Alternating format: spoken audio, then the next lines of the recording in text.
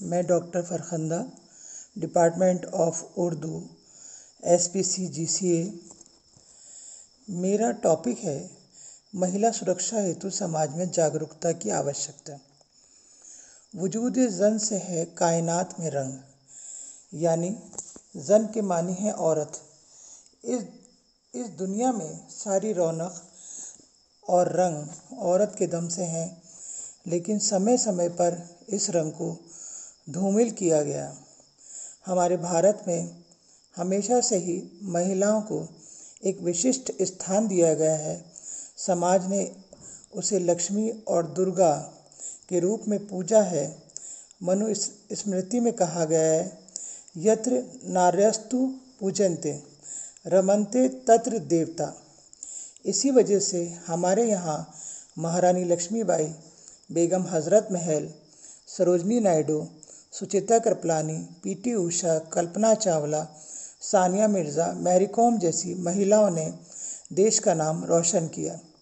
फिर भी महिलाओं का शोषण क्यों? वह अपने आप को असुरक्षित क्यों महसूस करती हैं, जबकि हमारे संविधान ने उन्हें पुरुषों के समान अधिकार दिए हैं।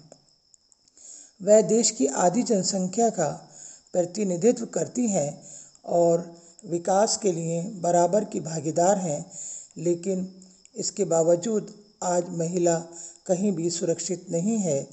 चाहे ग्रामीण क्षेत्र हों या शहरी, चाहे वो शिक्षित हों या अशिक्षित, परंतु आज भी उन्हें किसी न किसी समस्या का सामना करना पड़ता है।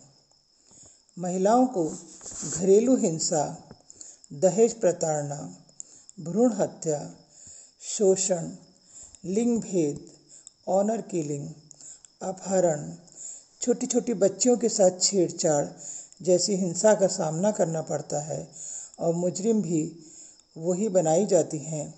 किसी शायर ने कहा है, औरत अपना आप बचाए तब भी मुजरिम होती है और अपना आप गंवाए तब भी मुजरिम होती है।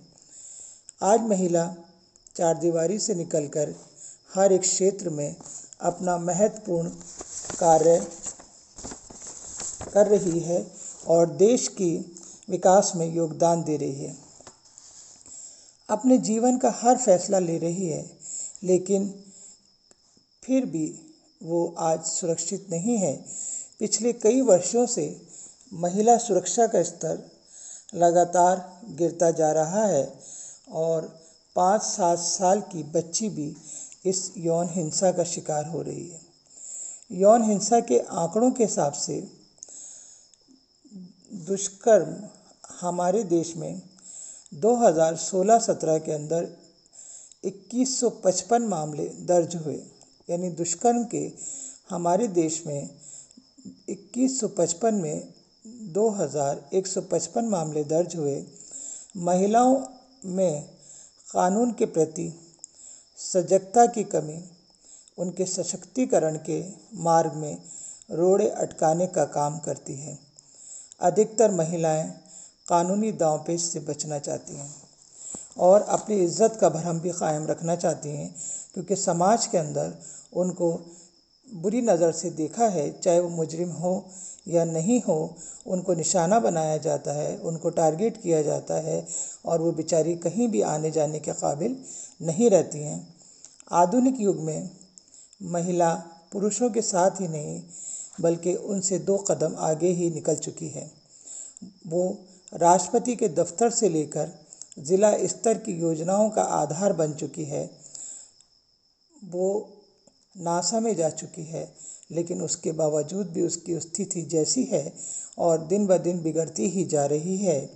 संविधान के अनुसार उन्हें भी पुरुषों के समान स्वतंत्र गौरवमयी जीवन जीने का अधिकार है और हमारा समाज ये जागरूकता शिक्षा और हमारे समाज में ये जागरूकता शिक्षा से ही आ सकती है, ताकि महिलाएं अपने अधिकारों के प्रति सजग हों।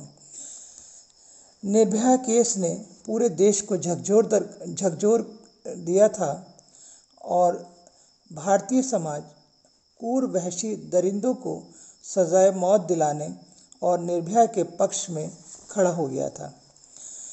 समाज में फैली इस जागरूकता का परिणाम था कि सरकार को 7 मई 2015 को राज्यसभा और लोकसभा में जुवेनाइल जस्टिस बिल में बदलाव लाना पड़ा।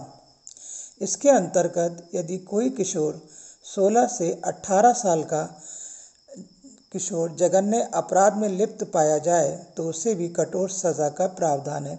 क्योंकि निर्भया केस में एक लड़का था जिसकी उम्र 16 से 18 साल कम थी उस टाइम, इसलिए उसको उम्र का लिहाज करके उसको इस जघन्य हत्याकांड की में लिप्त पाए जाने के बावजूद उसे सज़ा नहीं मिली। तो इसीलिए राज्यसभा और लोकसभा में 7 मई 2015 को यह कानून बना कि अब ऐसा नहीं होगा और उसको भी सज़ा मिलेगी, ताकि अपराधी छूट न सके। ये महिला जागरूकता के कारण ही संभव हुआ। औरत हूँ मगर सूरत कौसार खड़ी हूँ। कौसार कहते हैं पर्वत को। एक सच के लिए सबसे लड़ी हूँ। औरत अपने अधिकारों के लिए, अपने सच के लिए पहाड़ की मानिंद, पहाड़ की तरह खड़ी रहती है और वो सबसे लड़ती है। महिलाएं अपने अधिकारों के प्रति सचेत होंगी तो ही समस्या का समाधान संभव है। इसके लिए महिलाओं को शिक्षित करना ज़रूरी है, क्योंकि बच्चे की पहली पाठशाला माँ की गोद होती है। माँ शिक्षित होगी तो वह अपने बच्चों की परवरिश, उसकी तरबियत अच्छे से करेगी, उसे नैतिक मूल्यों की जानकारी देगी। तो पुरुष महिला को इज्जत की नज़र से देखेंगे, उसके जिस्म को न देखकर रूह में झांकने की कोशिश करेंगे। किसी शायर ने कहा है, कौन बदन से आगे देखे औरत को, सबकी आंखें गिरवी हैं इस नगरी में। बिल्कुल, क्या औरत सिर्फ एक जिस्म है?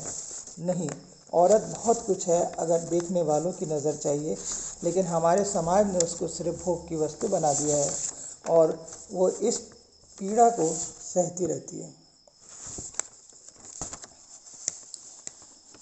एक और शेर है किसी शायर का कि अभी रोशन हुआ जाता है रास्ता, अभी रोशन हुआ जाता है रास्ता, वो देखो एक औरत आ रही है।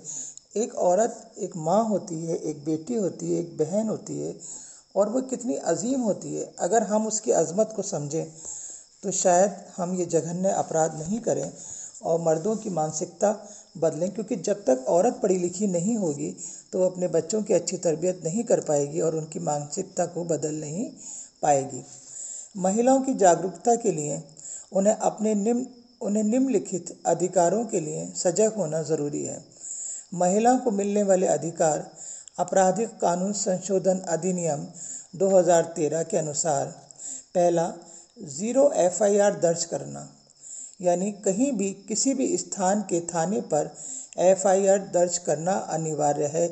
ये नहीं कि केस कहीं हुआ है और वो उस केस उसी जगह उसका FIR कायम हुआ, नहीं, कहीं भी वो FIR किसी भी थाने में कायम हो सकती है, दर्ज हो सकती है। बयान दर्ज करते समय निजता का अधिकार, आपराधिक प्रक्रिया 164 के अंतर्गत उनकी निजता का अधिकार है, यानी वो अपना बयान मजिस्ट्रेट के सामने भी दे सकती हैं, वो अपना बयान थानेदार के सामने भी दे सकती हैं, या एक महिला पुलिस के सामने भी दे सकती हैं, वो मान्य होगा। समय की कोई सीमा नहीं, अर्थात महिला कभी भी कहीं भी किसी भी समय शिकायत दर्ज करवा सकती है। चौथा, बचाव के लिए ईमेल, अर्थात महिला अगर पुलिस स्टेशन नहीं जा सकती तो वह ईमेल से शिकायत दर्ज कर सकती है और उसकी शिकायत दर्ज होगी। अगर वो कोई दर्ज नहीं करता है तो उसको सज़ा का, यानी थाने के लोगों को सज़ा का प्रावधान है।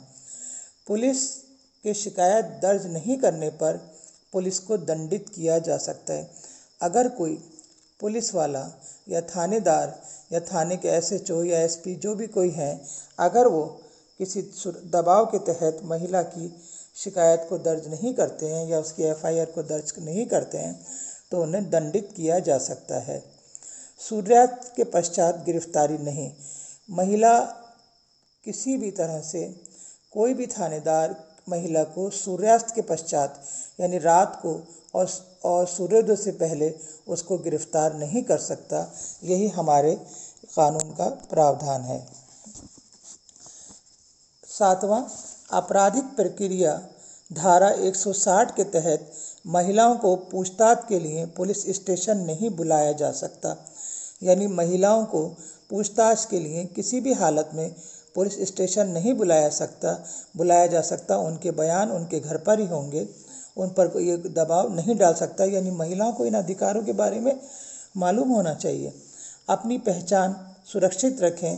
पीड़ित महिलाओं की पहचान को सार्वजनिक नहीं किया जा सकता। भारतीय दंड संहिता की धारा 228A के अनुसार पीड़ित महिला की पहचान बताना दंडनीय अपराध है। यानी उसका नाम बताना दंडनीय अपराध है। 9वां, यौन उत्पीड़न शिकायत समिति का गठन। सभी सरकारी और गैर सरकारी संस्थानों पर यौन उत्पीड़न समितियों का गठन करना आवश्यक है और उसमें 50% महिला सदस्य हों और उनकी मुखिया भी महिला हो। यानी निजी और सरकारी गैर सरकारी सारी जगहों पर एक ऐसी समिति का होना आवश्यक है जो महिला उत्पीड़न समिति हो। यानी किसी महिला के साथ छेड़छाड़ या बदतमीजी हो तो वहाँ पर उसकी सुनवाई आसानी से हो सके। 10वां, 164A के अनुसार डॉक्टर ये निर्णय नहीं ले सकता कि अपराध हुआ या नहीं। यह कानूनी निष्कर्ष है। डॉक्टर का काम है सिर्फ रिपोर्ट पेश करना।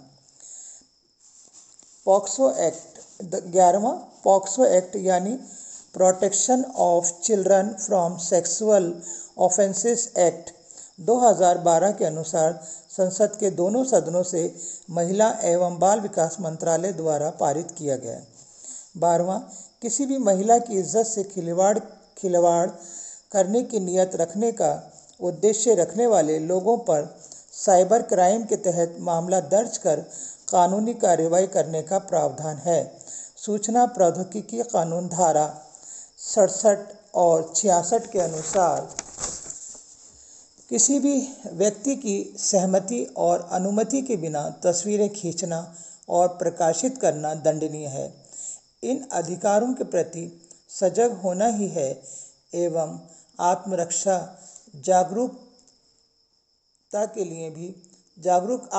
के लिए जागरूक होना भी ज़रूरी है। कुछ एहतियात रखना भी हमारे लिए ज़रूरी है। हम अपनी बच्चियों को, हम अपनी महिलाओं को ये एहतियात सिखाएं और उन्हें जागरूक करें। सबसे पहले हर महिला को आत्मरक्षा करने की तकनीक सिखानी होगी तथा उसके मनोबल को भी उठाना होगा। इससे महिलाओं को विपरीत परिस्थितियों का सामना करने में किसी तरह की परेशानी नहीं होगी। महिलाओं को जूडो कराटे ज़रूर सीखना चाहिए ताकि वो अपनी आत्मरक्षा कर सकें। दूसरा, महिलाएं किसी भी स्थिति की गंभीरता को जल्दी भांप लेती हैं। अगर उन्हें किसी तरह की गड़बड़ी की आशंका हो तो जल्द ही कोई ठोस कदम उठाना चाहिए।